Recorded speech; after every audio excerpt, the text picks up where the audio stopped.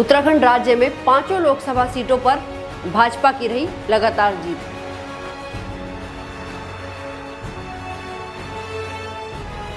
क्या विधानसभा सीट पर भी उपचुनाव के दौरान रहेगा भाजपा का बोलबाला? क्या है बद्रीनाथ के विधानसभा उपचुनाव पर लोगों की राय?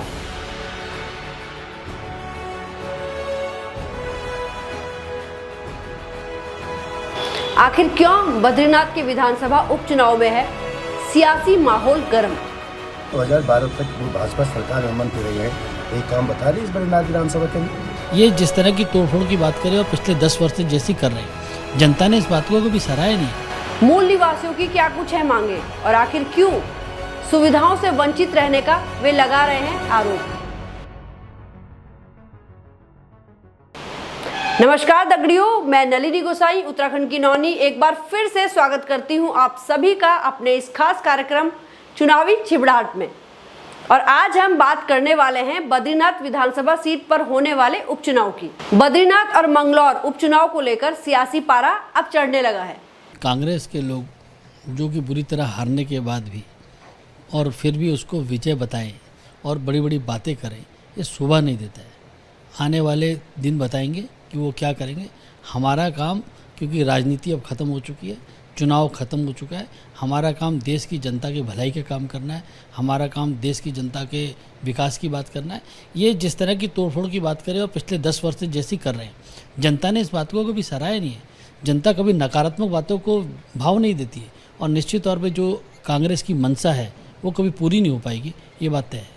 2012 तक वो भाजपा सरकार में मंत्री रही है, एक काम बता रही इस बद्रीनाथ विधानसभा के अंदर। आप बता दीजिए, आप लोगों को पता, आप प्रबुद्ध मीडिया के लोग हैं, एक काम गिना दीजिए उनके जो काम हुए कांग्रेस के टाइम पे और कांग्रेस के विधायक रहते हुए।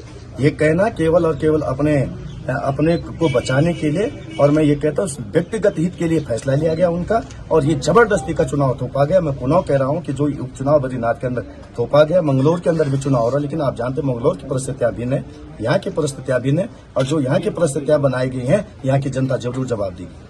उपचुनाव के लिए 10 जुलाई मतदान, जबकि 13 जुलाई को मतगणना की तिथि तय की गई है।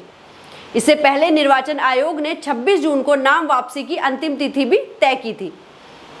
बद्रीनाथ में भाजपा के राजेंद्र भंडारी, कांग्रेस के लखपत सिंह बुटोला समेत 5 प्रत्याशी मैदान में हैं। वहीं मंगलौर में कांग्रेस के काजी निजामुद्दीन, भाजपा के करतार सिंह भड़ाना, बसपा के उबैदुर रहमान समेत 7 दावेदार मैदान में हैं।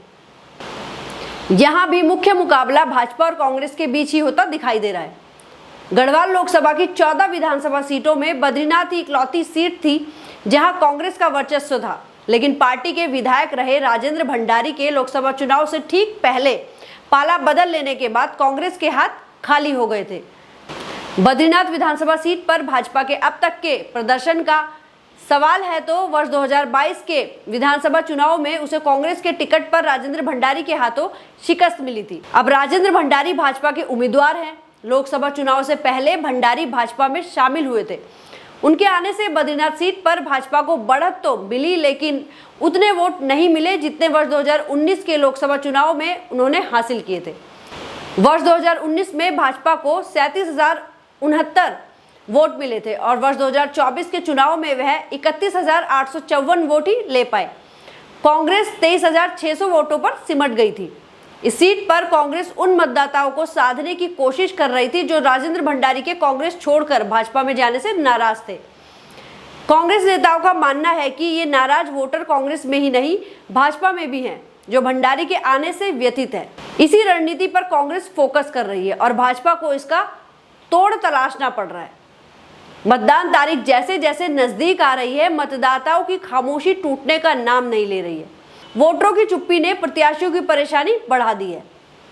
अगर देखा जाए तो बद्रीनाथ के मूल निवासियों का यह कहना है कि नेता वोट मांगने के लिए हमेशा आ जाते हैं, लेकिन अभी तक आसपास के इलाकों में कोई भी सुविधा नहीं दी गई है। उनका कहना है कि उन्हें अपने संसाधनों को इस्तेमाल करने के लिए अधिकतर रोना पड़ता है, मांगे करनी पड़ती है, कई चक्कर लगाने पड़ते हैं और बहुत परेशानी झेलनी पड़ती है। साथ ही लोगों का ये भी कहना है कि दूसरे राज्यों से आए हुए लोगों के लिए सारी सुविधाएं उपलब्ध हो जाती हैं, किंतु उत्तराखंड के मूल निवासियों के लिए कोई भी सुविधा नहीं है।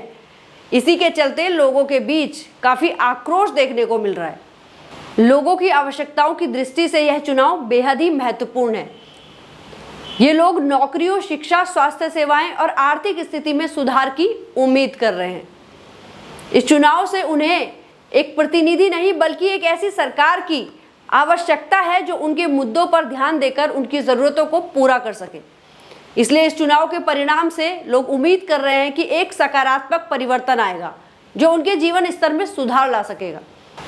आपको भी लोगों की आवश्यकताओं के संदर्भ में इस चुनाव के परिणाम के बारे में कुछ कहना है तो हमें कमेंट जरूर करें कि आपको लगता है आज भी उत्तराखंड के लोग उन मूलभूत सुविधाओं से वंचित है जो राज्य गठन के बाद उनको मिल जानी चाहिए थी।